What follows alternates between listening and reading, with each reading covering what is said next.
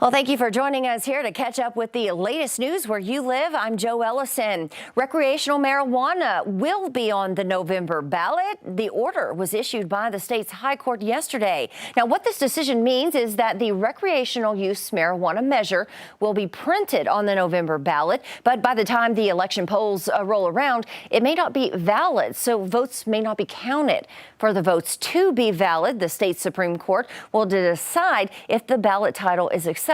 Now, that's the next step. This decision comes after the State Board of Election Commissioners denied certification to include it on the ballot over a week ago. One of the reasons behind their decision was because of the language and how it could be confusing to voters. Those with Responsible Growth Arkansas disagreed with the commission, so they appealed it. And they're going to decide whether our ballot title is sufficient and we're certified to go. And if that's the case, everybody's vote is going to count. And if by chance they say that our ballot title is not sufficient, then they just won't count those votes. Now, we're told the court will rule before Election Day and before early voting starts, so we all should know by that time whether Arkansans' votes are going to count. And the natural state now has the lowest state income tax rate in Arkansas history. Governor Hutchinson signed a tax cut bill yesterday, which brings the income tax rate down to 4.9%. The bill also includes financial relief for low and middle class taxpayers with a $150 tax credit. Lawmakers approved $500 million for this package. The law makes the individual income tax retroactive to the start of the year. Lawmakers say this will allow taxpayers to see less money withheld in their paychecks. Now, before we get to other news, let's get a check of the weather with Chief Meteorologist Matt Standridge. Matt, looks to be a good weekend. It is. For some kids, it's the last summer weekend before we start school. So we've got 80s for this afternoon. We'll eventually get to the 90s later today. But clear skies, pretty much clear skies all the way through the weekend as well. So that's looking pretty nice. We are rain-free all the way through Sunday. By Monday, our next system starts to approach. That's the first day of school for many kids in Northwest Arkansas. Maybe an isolated shower possible. Then by Tuesday, the brunt of that next system will start to come in. It's this cold front that's going to be coming down the plains, but the trajectory may take the heaviest rain a little bit farther off towards our east. We're still expecting some isolated showers and thunderstorms for the middle of next week, but we're definitely expecting a big cool down. So we're going to get the cooler air. The rain is a little bit more questionable, but 90s for the next several days. And then in the River Valley, Joe, we've got hundreds on the way, maybe for this Sunday and Monday, and then next week we'll start to drop off. Also, clear skies tonight for that Perseid meteor shower. Should be a nice spectacle looking in that north sky. All right, thanks so much, Matt. Enjoy that weekend. New at noon today, the city of Fort Smith says the water restrictions that were in place for the last week have now been lifted. The city had issued a phase 2 water conservation for all water users.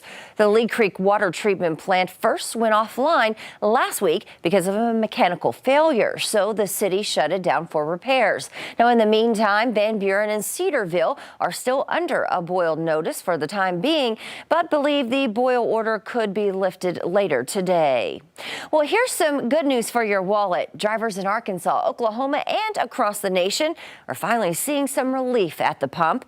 The national average for gas is now officially below that $4 mark.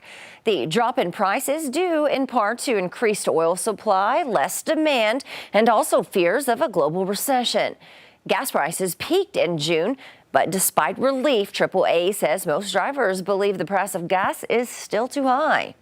Before, I was watching where I want to go, and every time I spend like 40, 50. Now it's okay. Now, analysts say drivers should savor the price break now because the hurricane season often pushes them back up again.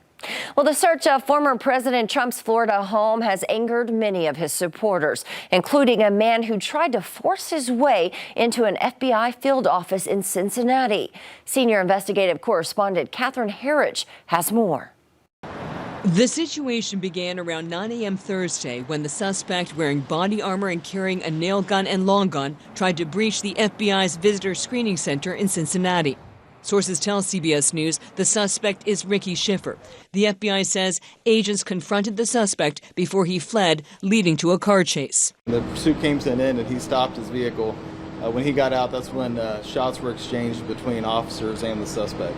After an hours-long standoff, law enforcement officials say they shot and killed the suspect. Situations like today, are unfortunate. They're unfortunate for a community. They're unfortunate for those involved in it.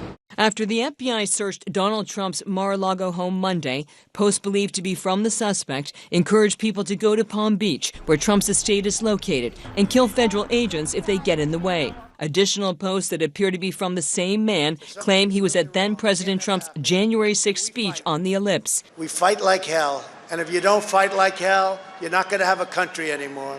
And later at the Capitol as the riots unfolded. Thursday morning, a user with the same name as the suspect posted, "If you don't hear from me, it is true. I tried attacking the FBI."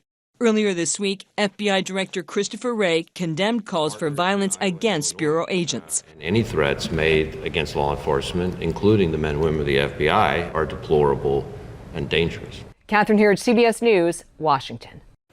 Well, that's it for the latest news where you live. I'm Joe Ellison. Have a great weekend and catch up with us anytime on 5 News Plus and at 5newsonline.com.